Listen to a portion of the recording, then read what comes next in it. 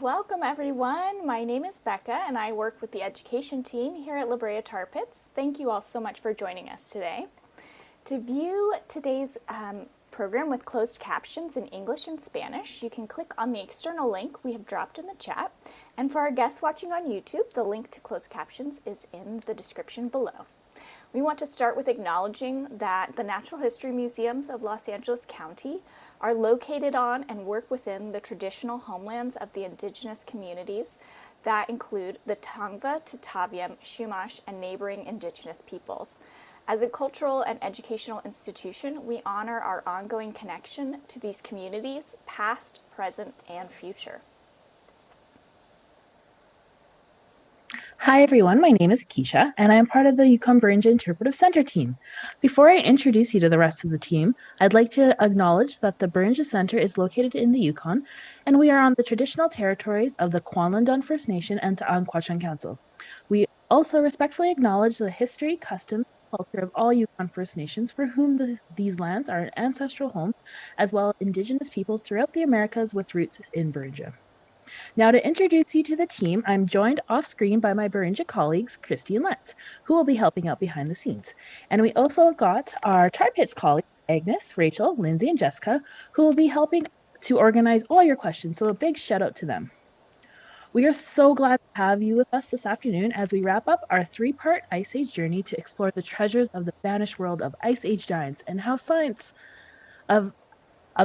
science of how these treasures connect to understanding our past ecosystems, current issues of climate change, and all the questions we are still trying to answer. We will hear from scientists from the Yukon Beringia Interpretive Centre and Brea Tar Pits, two of the world's leading sites for Ice Age fossils, as we dig deeper into the Ice Age. So before we get started, I want to share a little bit about what you're going to do with us today. We're going to be together about 45 minutes, and we're going to hear from our scientists, Brea and Mairin, and then we'll take your questions. So as Becca said, we will try to get to as many of the questions as we can. But if we don't answer your questions today, we encourage you to write them down so you to learn more about what we're talking about on your own. If you'd like to grab a piece of paper and a pencil so you can record your own experience while you're watching today, you can note down any of those questions you may have and maybe a few facts you've learned, or draw or write a description of what your fossil looks like.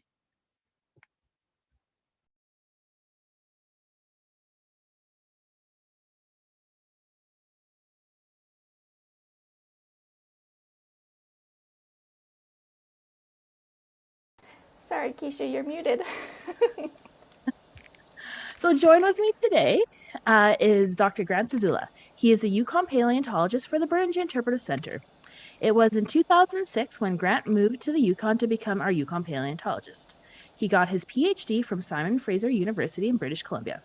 His love for the Yukon all started when he traveled up here in 1999 for his thesis work, which focused on the Arctic ground squirrels. He spent most of the summer working in a remote region outside of the village of Old Crow in the traditional lands of the Vuntut-Gwitchin First Nation. His passion lies in all things Ice Age, music, and of Beringia. Although Grant really loves Arctic ground squirrels, his favorite fossil mammal is Ice Age camels. Cool. And from the Tar Pits, we have Dr. Mairin Balisi, who tracks the evolution of carnivore communities in deep time using evidence from fossils. Mairin has worked with fossils from Rancho La Brea for over a decade, as an undergraduate at UC Berkeley studying locomotion, as a master's student at the University of Michigan testing resource partitioning among large Pleistocene carnivores, as a PhD candidate at the University of California, Los Angeles, quantifying injuries sustained by the Sabertooth Cat and Direwolf, and in 2018 as manager of the Tar Pits Field School. She's currently a National Science Foundation postdoctoral research fellow based at Brea Tar Pits and Museum and at the University of California, Merced, to conduct postdoctoral research on small to medium-sized carnivores, also known as Meso Carnivores. And the carnivorous megafauna had become extinct by the end of the last ice age, but these Meso Carnivores, like coyotes and bobcats, remain with us in Los Angeles to this day. So she is investigating how the dual disturbances of megafaunal extinction and climate transition shaped the Meso Carnivore community over the past 40,000 years, and by extension, our LA community today. When she's not researching carnivores, Mairin enjoys baking, biking, and hiking. Hey, Grant and Mairin, thanks so much for joining us. Well, hello there. Thanks for having us, Becca and Keisha. Thank you all. So excited to be here. Well, I'm going to kick this off by I'll share my screen and we'll launch right into some really cool stuff about the Ice Age of Beringia and the Brea Tar Pits. Okay, here we go. So just to get ourselves established and where we are, of course, I am from, the Yukon Beringia Interpretive Centre. And if you don't know where the Yukon is, it's the far northwest corner of Canada. So let us know if you've ever been to Canada before or to the Yukon. And Mairin is much further south, down at the Brea Tar Pits down in California.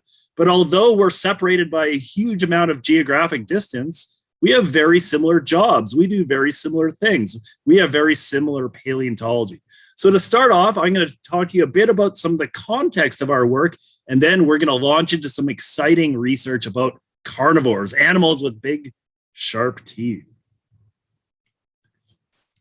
Okay, so the Brea Tar Pits in Beringia, the region of Beringia, are two of the most important regions in North America for studying Ice Age fossils.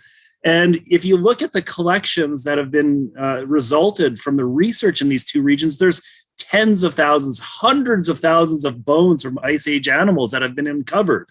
And they can tell us a lot about the ancient animal communities that lived in North America in the past, but also they could tell us a lot about climate change and how animals adapt to climate change and what we may be experiencing in the near future with some of these changes.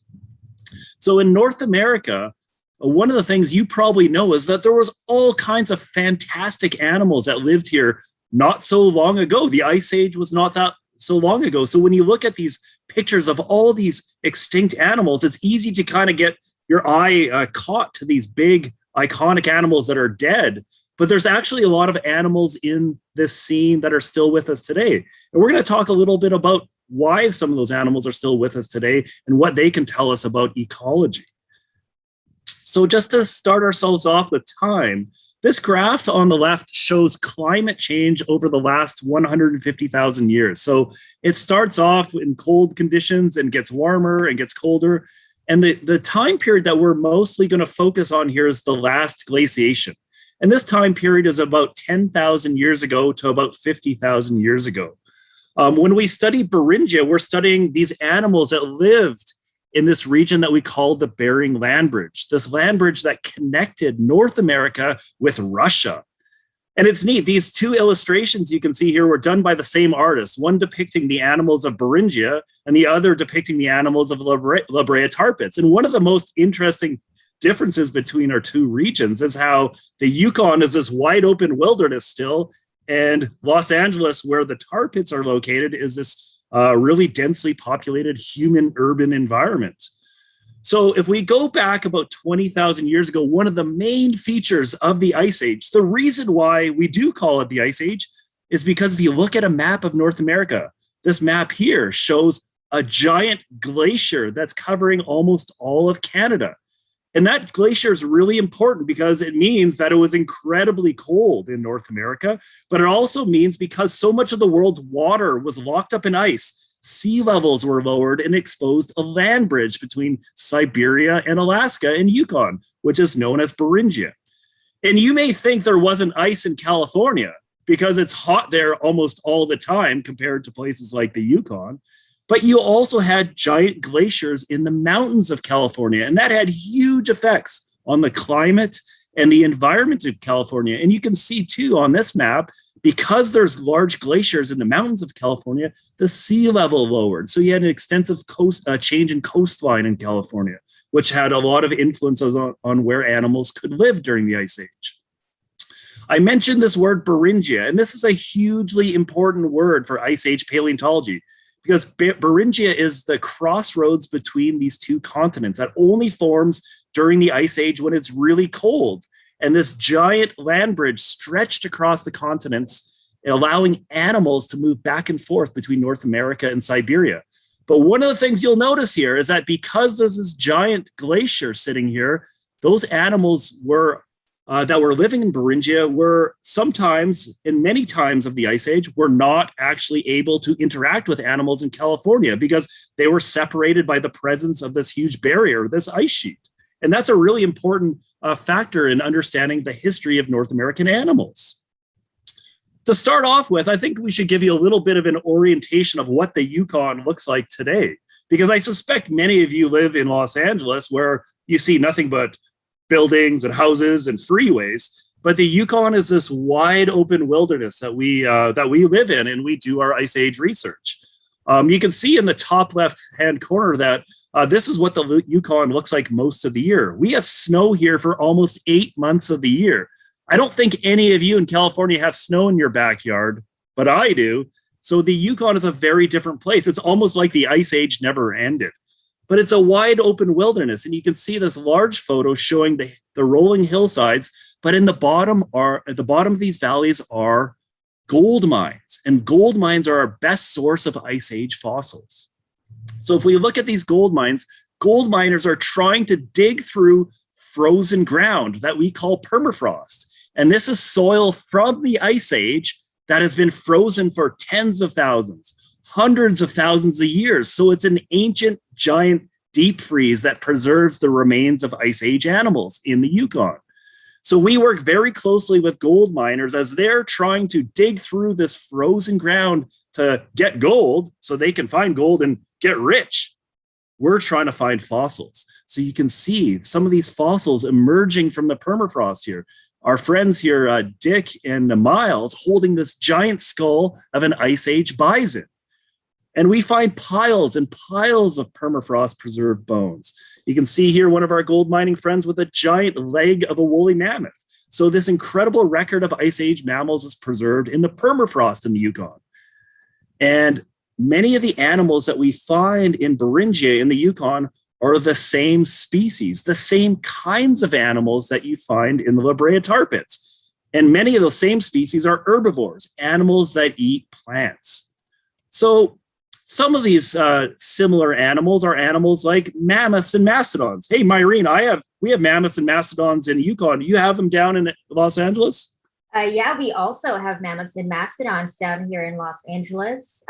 Which mammoth do you have? Because here we have the Columbia mammoth, which is large, and it's not very, it's not woolly.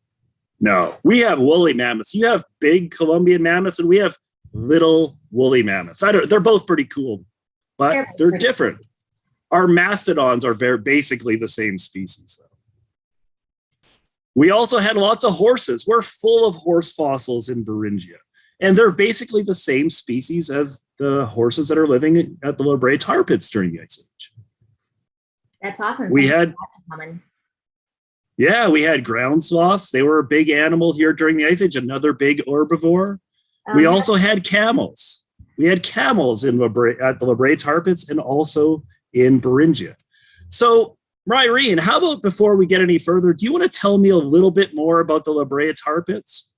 Absolutely, Grant. So what were the tar pits like during the Ice Ages? And, I'm just jumping into the Pleistocene now. So what Grant did for us, which thank you so much, Grant, for walking us through the Yukon and how it looks today. Now we live in Los Angeles. That's where the tar pits are. And I'm just going to gloss over what that looks like because, there's a lot of images in Los Angeles, of Los Angeles out there. But let's zoom back into the Ice Ages. So what did the tar pits look like? And here we are. Sorry, can we go back? Oh, yeah. Thanks. So it was a very diverse place. It was different from what we see here today. There are no freeways, of course. Instead, we had over 230 species of vertebrates. We had a bunch of Pleistocene megafauna, which are animals over 45 kilos, lots of carnivores, and also we have a growing list of plants. There's a lot of plant work being done here lately. And there's the Hollywood sign right there, which I added to give you perspective on where all this is. Was that Hollywood sign was not there during the Ice Age, Mairin? Oh no, it's not a fossil, unfortunately. But sounds good. Yeah, so I think we're ready to advance to the next slide. So Here at the Tar Pits, we are recognized as a carnivore trap, and this slide explains how that is, what that means. So we have here asphaltic deposits that where we're on all of the LA region. It sits on top of this very large oil field, and basically this really crude oil, the crudest form, seeps up from fissures in the ground and pools on the surface as these asphaltic deposits. Now, this is very sticky. And so in the upper left, you have, a couple happy herbivores getting stuck, unfortunately for them, getting stuck in an asphalt seep. And over time, as the herbivores struggle to break free of the asphalt, carnivores start hearing them and coming to prey on these herbivores. And part of the explanation for the numbers of carnivores that we have here is that maybe carnivores were social, but in any case, we have many thousands of carnivore specimens. And over tens of thousands of years, all of their bones end up pooling or end up collecting in these asphalt pipes and decaying. And thousands of years later, the paleontologists come by and excavate these bones. And so there you have it, the process of a carnivore trap. So we've been talking about carnivores a bunch, and Grant, could you advance one more? There we go, carnivore. What is a carnivore anyway? So, I think most common definition is, it's a meat eater. Not necessarily. There's another definition that we'll use here. So a carnivore is a member of the mammal group Carnivora, which includes cats and dogs and bears and their relatives. So some of these are more meat eating than others, but regardless, all of them are in this taxonomic group called Carnivora. And so let's talk about cats first. Yeah, we're going to talk about. Do you have cats today in California? Yes, I think we have cats today in California. So we have bobcats, for example, shown here. This is a bobcat rescued from the California wildfires. And bobcats are basically, they're not very big. They're basically big house cats. Our big cat here in LA today is the mountain lion, also known as the puma or cougar. And here we have our most famous mountain lion that is photographed right next to the Hollywood sign. And this is why I mentioned, I dropped the Hollywood sign earlier, because that provides an interesting backdrop for, it's like an intersection of a very urban environment with relic biodiversity that we have. So yes. What about your cats? Well, we also have mountain lions in the Yukon, but they're actually just recently here. They've only been living in the Yukon since about the 1950s, because we know mountain lion populations are moving north because of climate change. We also have a cat living in the boreal forest here called the lynx, which is a distant relative of your bobcat. And they're actually quite common. My family sees them regularly when we go dog walking in our backyard. That sounds amazing. But today's big cats, like the mountain lion, they were small compared to Ice Age cats. So there on the right, you see our mountain lion illustrated right next to these other bigger cats that we used to have. So here in LA alone, we had American lion, Smilodon, two saber-toothed cats, for example. And here's the first saber-toothed cat, Smilodon. So this is the better known saber-toothed cat that we have, named and known for its long canines that look like knives. And yeah, so it was a stocky sort of cat. A lot of you may have heard about it from the Tar Pits because we have thousands of specimens of these. And you have thousands? Really? Thousands of them? Thousands of these cats. Yeah. Thousands of individuals. And so this drawing in the middle here, this shows the pattern of injuries that are preserved on the skeletons of some of these saber-toothed cats that we have at the tar pits.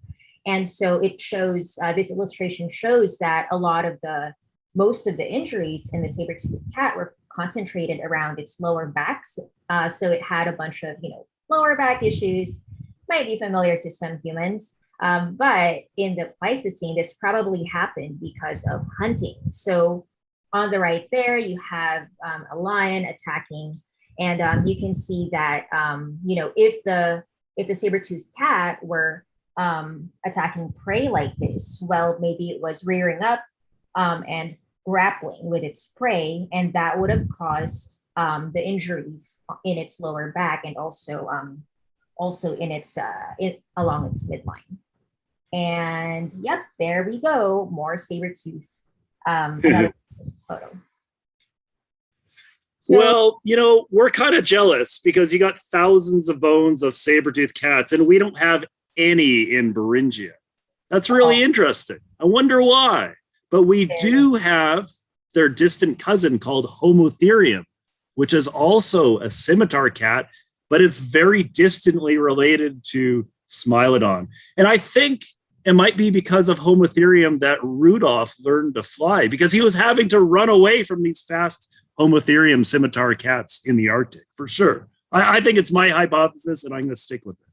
Grant, I think you have to rewrite the song. Okay, I will. Yeah.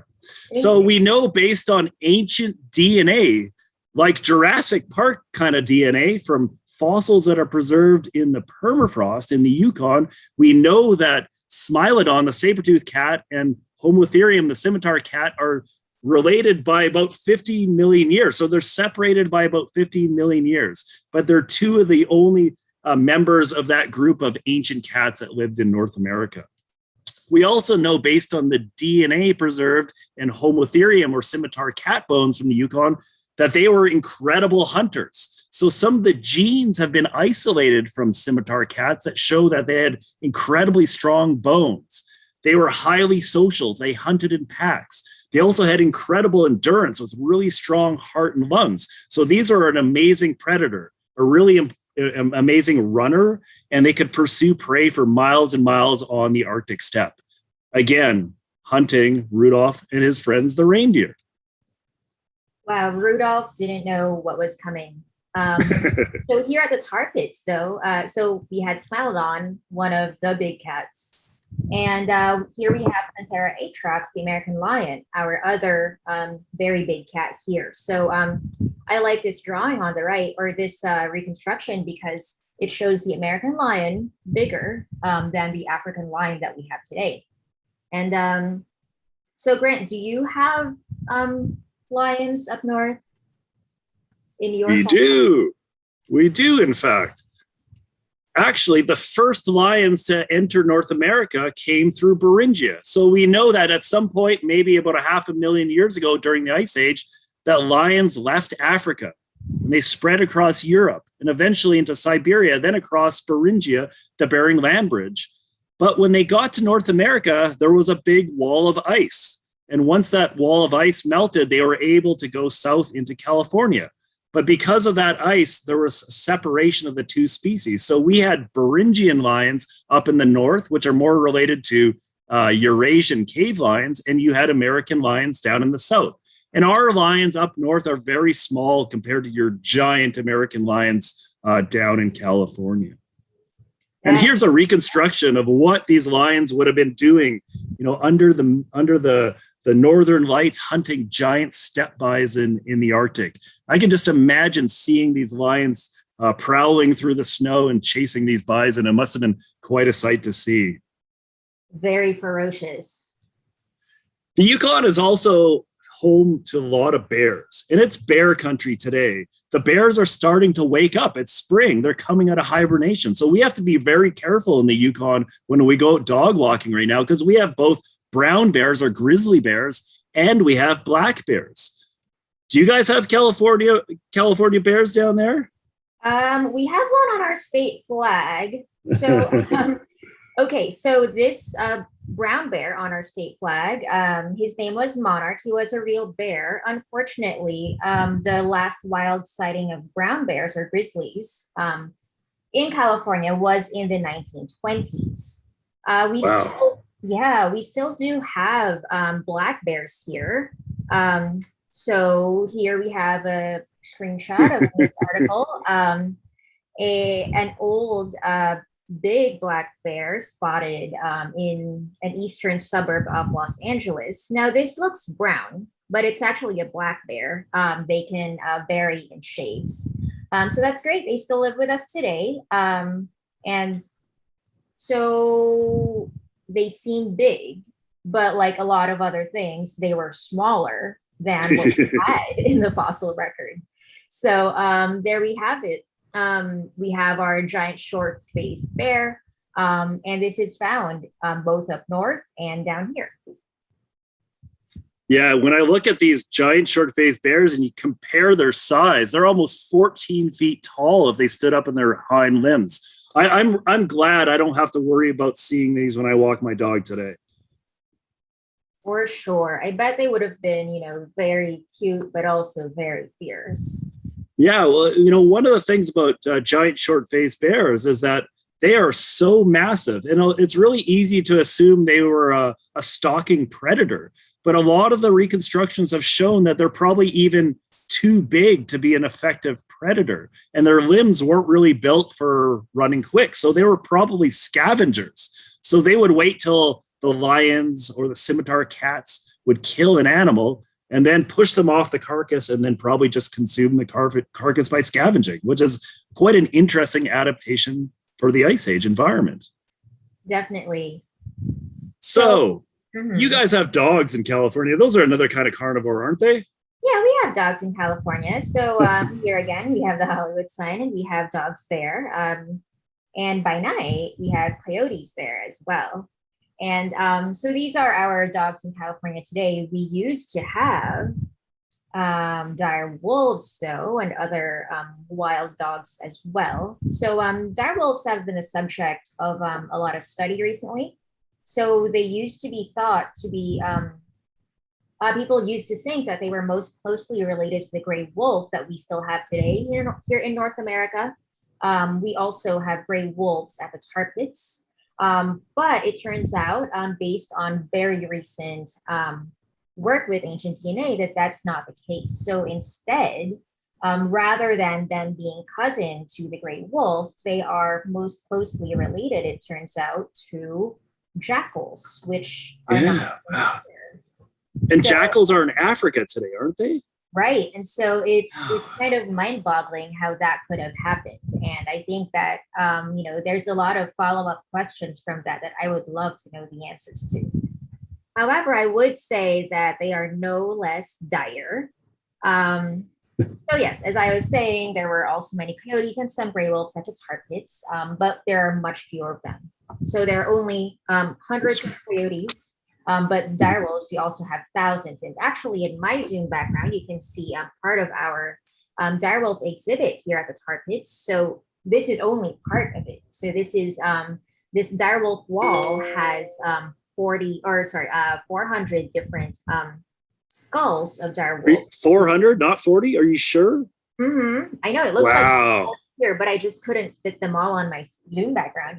That's amazing. Mm-hmm. And in this illustration as well, so similar to our Smilodon diagram from earlier, this drawing illustrates the injuries that the direwolf sustained. And so a lot of these injuries were in the skull and also in the legs. And so that makes sense if you think that direwolves might have been hunting, like, for example, gray wolves today, as shown in this photo on the right. So maybe they were, one of my colleagues describes direwolves as basically, jaws running on legs. And so, so it makes sense that they would be maybe getting kicked in the skull or in the feet as they're pursuing their prey. Poor direwolves. Poor direwolves. Poor dire, quote unquote, wolves. All right. Well, Grant, we also. up there? Yeah, we have lots of dogs in the Yukon. I think dogs probably outnumber people in the Yukon probably 2 to 1. There's dogs in every house. The Yukon's a place you could take your dog into a restaurant or a bar, which is pretty cool. We love our dogs. But we also have wild dogs. We have lots of foxes and coyotes that live right in the city of Whitehorse, but also in the wilderness around us. We also have gray wolves that live in the Yukon today. So it's really easy to see gray wolves out in the Yukon. But we also had gray wolves living in the Ice Age, during the Ice Age as well. So we find lots of gray wolf fossil skulls.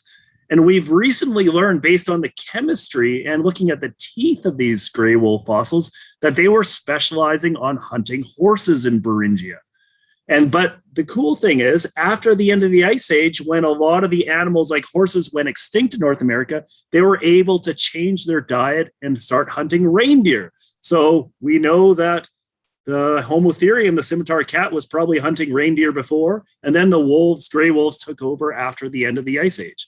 But it's important to know, not like the Game of Thrones where the direwolves live north. We don't have direwolves in northern Canada. They never went into northern Canada. So the Game of Thrones got it wrong, unfortunately. But probably our most impressive fossil of an ancient Ice Age wolf was discovered by a gold miner in 2016. And yes, that's right. You can see a frozen whole baby wolf pup in his gold pan that fell out of the permafrost. And this is an amazing mummified wolf pup that died over 57,000 years ago. And she was named Zhur, which means wolf in the indigenous language of the Klondike Wichin. So it was a very important animal for our indigenous First Nations people in the Yukon, because they know that at one time there were wolves living in the Yukon during the Ice Age, but they're still with us today. And they have a very close relationship with these animals today. So these are a couple reconstructions of Zhur, our Ice Age wolf pup, who died at the age of 6 weeks old. And we learned by looking at her chemistry that she was eating salmon. So unlike a lot of larger wolves that are probably hunting larger herbivores, we think that a lot of the Ice Age wolves up here were eating salmon and other fish while they're babies. So mama would help them hunt or bring fish back to their den, and then they would eat salmon. Zara was so cute. Grant, how did Zara pass away? Well, we think that she probably died in her den when the den collapsed, probably just a natural death like that. And I'm going to tell you, Zhur's here with me today. So after we're done our presentation, if you want to have a look and see what Zhur looks like, I'll show her off to you. But let's hear about some of the other carnivores at the Brea Tar Pits first. Sounds great. I can't wait to meet Zhur. But yeah, so Rancho La Brea, or the Brea Tar Pits, was known as a carnivore trap, and we talked about that earlier. But it also preserved smaller carnivores that are still alive today. And you can see that here on this slide because so you can see the drawing of the extinct animals, and that's all we have of them, right? Just drawings. But then these color photos at the bottom show some of the animals that we have fossils of.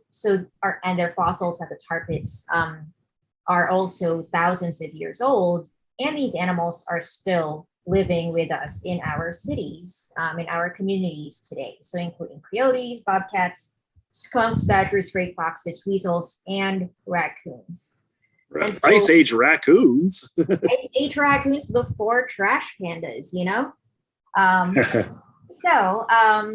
I was curious about how these small to medium-sized carnivores, or Meso Carnivores, how they've been changing and responding to all of the changes over the last, many thousands of years. Because there was megafaunal extinction, so the disappearance of the large carnivores and the large herbivores. There was changing climate as well. And these days, there's also the added challenge of other human impacts like urbanization, for example. So some students and I have been trying to study these mesocarnivores and how they've been changing through time. And so this is what we've found. They've been getting smaller over time. And this is work in progress. But this is, so the illustrations on the screen right now show I tried to scale these so that they show the approximate decrease. So bobcats decrease the most, and badgers decrease the least in all of these. So why could that be happening? That's a question that we are still working on answering, but stay tuned for our results in the next couple of years or so. So then after that, well, what happened to North America's large ice age carnivores, and how are carnivore communities continuing to change today? So Grant, what are your thoughts on that? Well, I find it really fascinating that you're showing these body size changes, because when we think of the Ice Age, we're always thinking of these giant animals. And it's interesting that so many of the survivors actually get smaller. We see that pattern with gray wolves in the north as well. These are animals that are finding new ways to live with the changing environment. With the extinction of so many of the Ice Age megafauna herbivores, they had to find new ways to live, new things to eat. And it's really useful to study these Ice Age changes, because they really provide a glimpse on some of these changes that may be happening in the future. And I think your work on Meso Carnivores is critical, because seeing how these animals are changing in terms of their body size, because of the urbanization that's going on in places around the world, but also in terms of modern day climate change, is going to be really important for a lot of people that manage and have to address wildlife concerns, because we need more information to better understand how their populations will change in the future. I agree. So, for example, here in LA, people complain about coyotes, but then coyotes have actually been here longer than people have been here. So that's always surprising, I think, to tell people that when they're worried about their house pets, for example, and it's like, well, coyotes have been here longer than that, so maybe we should be responding to them and adapting to them, for instance. And if any of you who are participating in our webinar today have any ideas about what happened to some of these large carnivores, what you think will happen to carnivores in the future, please let us know in the chat. But I suspect we got a few questions we might need to answer from some of our audience, Mairin, and I just can't wait to show off Jur. So should we get to that now? Yes, let's get to that now. Thank you. Wonderful. So the one thing I have to do to show off Jur is put on some gloves, because she's very, very precious, and I don't want to get her dirty, and I don't want to get my hands on her. So I'm going to show off my little friend, the wolf pup. Here she is. Oh, she's so cute. Okay, so this is Jur, the 57,000-year-old mummified wolf pup. You can see her face, her ears, her little teeth, her cute little paws there. There were even claws preserved in her paws. There's her tail. Wow, she is incredible, Grant. Yeah. Can you give us an idea of how common this sort of preservation is in the fossil record? Well, my sense is that it's pretty rare. And that's a great question. Yeah, she is very special, because mummified animals like this are not found very often in North America. So this is one of the very few Ice Age mummies we do have in our collections from Beringia. But we know that in places like Siberia, they find lots of woolly mammoth preserved in the permafrost, with their trunks and their hair and their tails and all that. So it's quite remarkable. One of the things that I can show you too, I'll pick her up.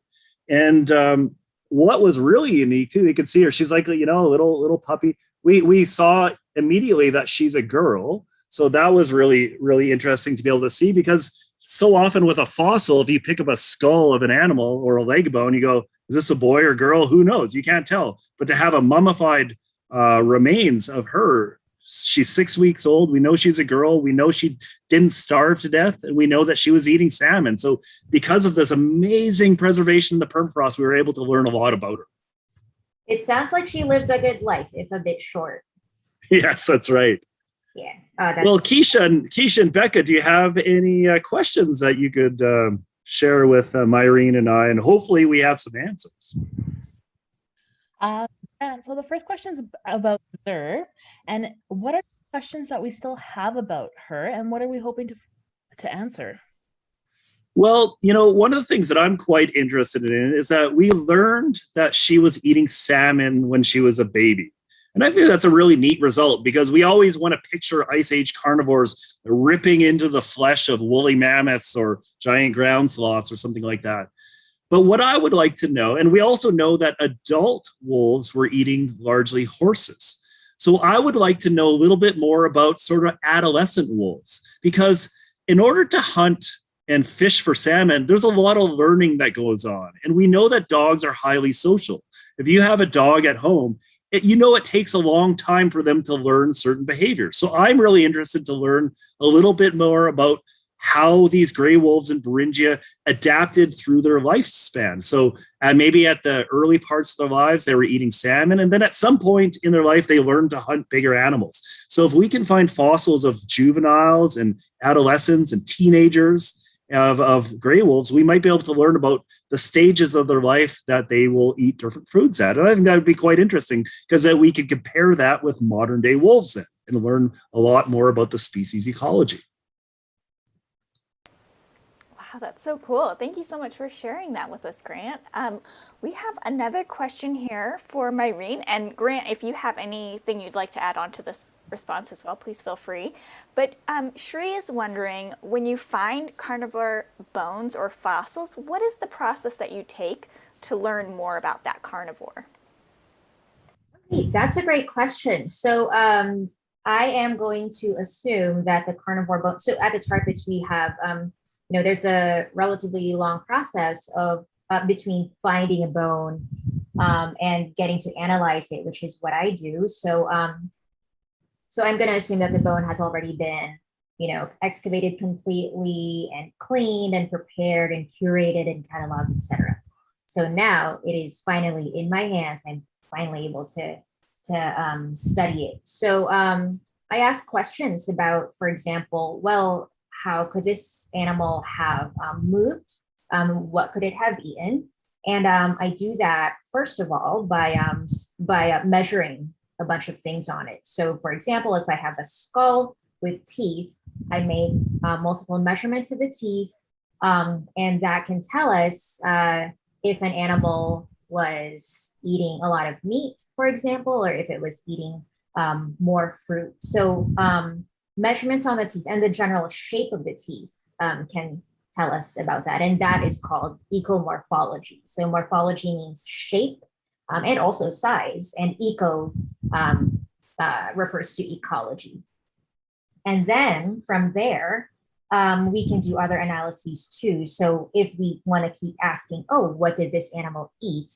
Well, Grant mentioned a couple of chemical analyses that they've done at Yukon Beringia on Jur, for example, and a bunch of other animals. Well, we can do that too. So generally, these chemical analyses operate on the premise of you are what you eat.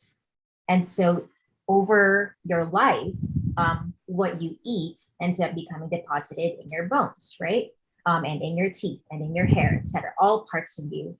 And so we can sample those in whatever fossils we have and get a chemical signal of what that animal was eating, or of also maybe what environment it was living in, depending on which chemicals, which isotopes we look at.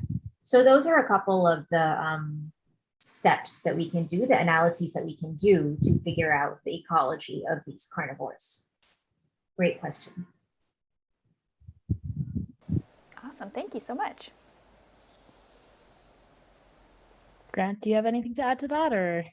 No, that was wonderful. Yeah, no, that was great. Thanks, Mairin. So the next question is from Scarlett, and she's asking, what Pleistocene carnivores are or were your favorites? Well, I'll let Mairin go first on that one. I might be biased, but I think I'll say the Sabertooth cat because it was so weird. I mean, we don't have anything like it alive today. And I mean, it's California's state fossil for a reason, Yeah, how about you, Grant? Well, that's a hard one because there's so many cool Ice Age animals. But on my background, I'm just going to show you one of my new favorites, and this is called Chasmoporthetes. It's the only species of hyena to live in North America during the Ice Age. And we actually just found fossils of it in a museum collection only a few years ago. So we know we had hyenas living in the Arctic. And I just think of all these large animals with big teeth. I think hyenas might have been the most scary to me. That's amazing. Bone crushing. Yeah. Yes. Kind of tagging on to that idea of the hyenas being up in the Yukon, which is pretty amazing to me. We had a question. They were wondering about how far north the saber-toothed cats lived and the scimitar cats as well. And they're curious how far south did they live and maybe was there any interaction between those. And I'm going to add on one more animal to this because someone was asking about this. You mentioned also both of our sites have camels. And that was kind of mind-blowing for Crystal. And she's wondering, aren't they only in the desert? So I'm curious if you could kind of comment on all of those animals and where they interacted and how they ended up where they are now. I know we kind of, Grant, I think we breezed through the herbivore slides. Well, yeah, Mairin, you talk about cats and I'll talk about camels, okay? Yeah, sure.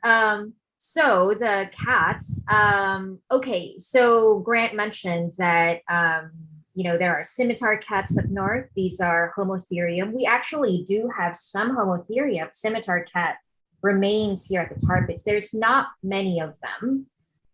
There are only a few foot bones. So they were, they were probably not very common here.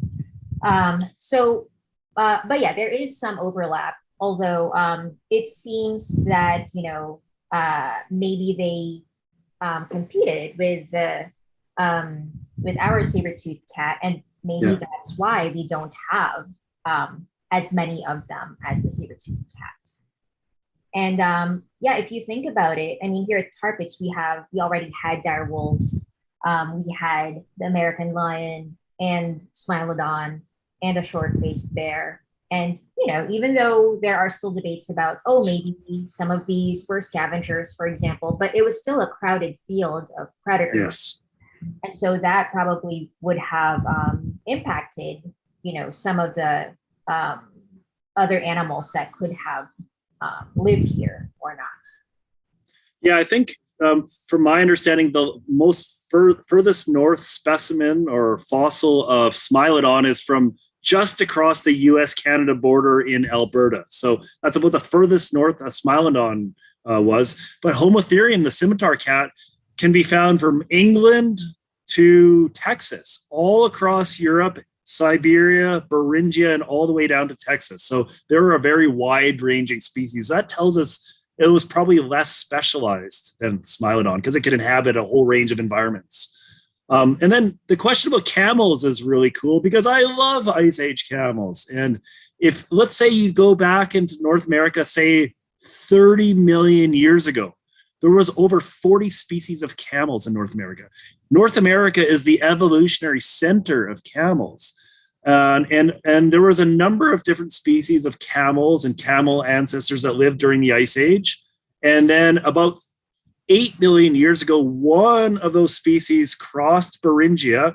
It went through Yukon, went to Alaska, then crossed the Bering Land Bridge over to Asia, and was later domesticated and became dromedary and Bactrian camels. So all those things that you think about deserts and camels in deserts, those adaptations to deserts, the fact that they got this hump to store food, they have really widely splayed feet to walk on sand. Those are all ancestrally adaptations to living probably in the Arctic because the Arctic is very similar to desert. It's just that it's really cold and not very hot because the Arctic is a hard place to live. There's not, during particular points of the year, there's not much food to eat. There's often not much water to drink. So these kind of things that camels are best known for were probably adaptations to living in the Arctic, which is kind of mind-blowing because we always want to think of Lawrence of Arabia and camels, but we should think of Lawrence of the Yukon and camels instead. I love that, Lawrence of the Yukon. That's great. So we're coming up to our end of time, but I do have one other question for you both. And the question is have you either of you been excavating at each other's site, and would you like to? I would love to.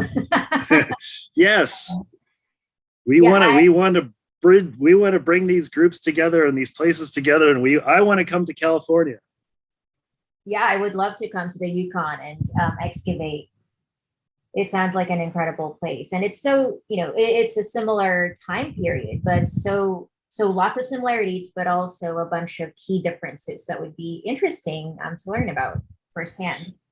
Yeah, absolutely. And I think as paleontologists, it's so important that we kind of stepped outside our backyards and go discover new sites and work with new people because, just even doing this, I've been thinking about things differently because of some of your work, Mairin, and some of the things you said. And that's the best thing as a scientist, to work with other scientists from other places who work in different regions, because we share ideas and we learn new things. And I think we're not just scientists, we're also students as well. We're learning all the time. Absolutely. Can't wait to come visit. Yay. Once COVID goes away. Hopefully, yes. We did just see in the chat someone was asking how COVID affected your research, and I'm sure you can tell us tons about that, but we unfortunately don't have time. I'm so sorry we can't get to that question in more detail, but I'm going to share my screen once again. And go ahead, Keisha. So thank you so much, everyone, for joining us this afternoon and joining us for our journey from the Yukon to the tar pits. And we also want to say a special thanks to our scientists, Grant and Mairin, and those that were in the past in our other webinar series, Laura, Liz, and Reagan. We've learned so much about the Ice Age and fossils. If you want to learn more from the Yukon Beringia Interpretive Centre, add us on Facebook or follow us on Instagram, and our hashtags and everything else is just right there. And you can also follow the fossil preparators and researchers at Brea Tar Pit on Instagram as well, and we are at the Brea Tar Pits. And we'll also have the videos from these presentations on our YouTube channel for you to watch later. So you can catch this recording and the others that Keisha mentioned with Reagan and Liz and Laura on our YouTube page as well. And if you missed any of these episodes or want to watch them again, it's all recorded and saved for you. So thank you again for joining us. Thank you again, Grant and Mairin, for sharing so much amazing information with us. This has been so fascinating. And hopefully we'll be able to work with you all again soon. Have a great rest of your day, everyone.